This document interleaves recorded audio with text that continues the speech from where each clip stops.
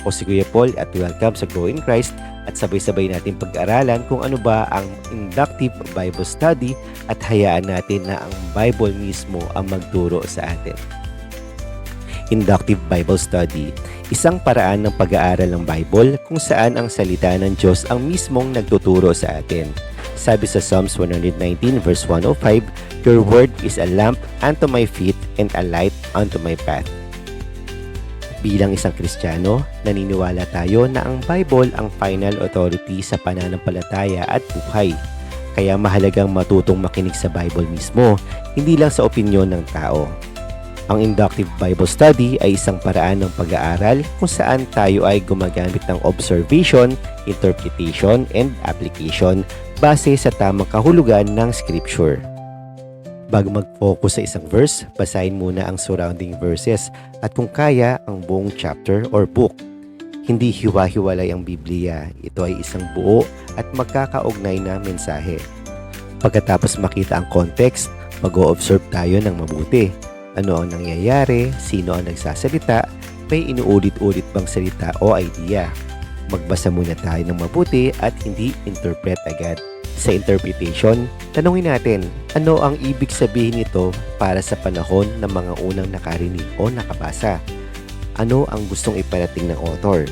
May isang tamang meaning ang text bago ito magkaroon ng application. May mga talata na mas malinaw kung alam natin ang culture, history at customs noong panahon nila. Hindi ito palaging kailangan pero malaking tulong kung gagawin.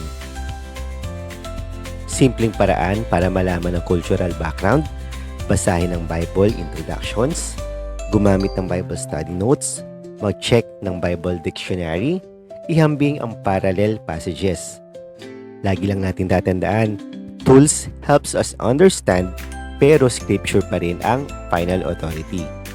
Ilan sa mga friendly resources na pwede natin gamitin: Study Bible, Bible dictionaries, Bible project videos, and cross-references in your Bible. Reminder lang, tools are servants, not masters. Sa application, tanungin natin, paano ko ito isasabuhay ngayon? Ano ang dapat paniwalaan, iwasan o sundin? Ang Bible study ay humahantong sa pagsunod kay Kristo. Para sa ating simpleng example, ang gagamitin natin ay Psalms 23 verse 1. "The Lord is my shepherd, I shall not want." Kung pag-aaralan natin ang background ng ating talata, makikita natin na kung sino ang nagsasalita, si King David. Sino naman ang tinutukoy ni King David? Ang ating Panginoon. Ano ang nilalarawan nito? Shepherd at tupa. Tingnan lang natin kung ano ang malinaw na sinasabi ng Scripture. Sa interpretation, kung pag-aaralan natin, ang shepherd ay nag-aalaga, gumagabay at nagpoprotekta sa kanyang mga tupa.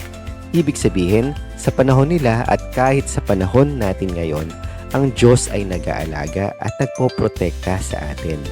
Inihahalin tulad lang ni King David ang pagmamahal ng Diyos sa kanya na katulad ng pag-aalaga ng isang shepherd sa kanyang mga tupa na kayang ibigay ang kanyang buhay para sa kaligtasan ng kanyang mga alaga.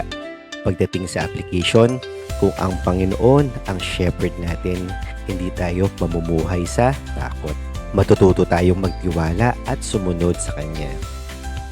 Para sa ating summary, ito ang ating complete flow. Una, read the context. Pangalawa, observe text. Pangatlo, interpret meaning. Number 4, check cultural background if needed. And number 5, apply truth. Simple, biblical, and life-changing. Sa ating pagtatapos, kung palagi nating i-apply ang inductive Bible study, ang salita ng Diyos ang tunay na magtuturo sa atin. At dito, unti-unti tayong lalago sa ating pagmamahal at pagkakakilala kay Kristo. Salamat sa iyong panonood at sana marami kang natutunan. At kung meron kang mga topics na gusto mong matutunan, mag-iwan ka lang ng comments sa video na ito. Salamat sa iyong panonood at muli ito sa Kuya Paul ng Grow in Christ. God bless!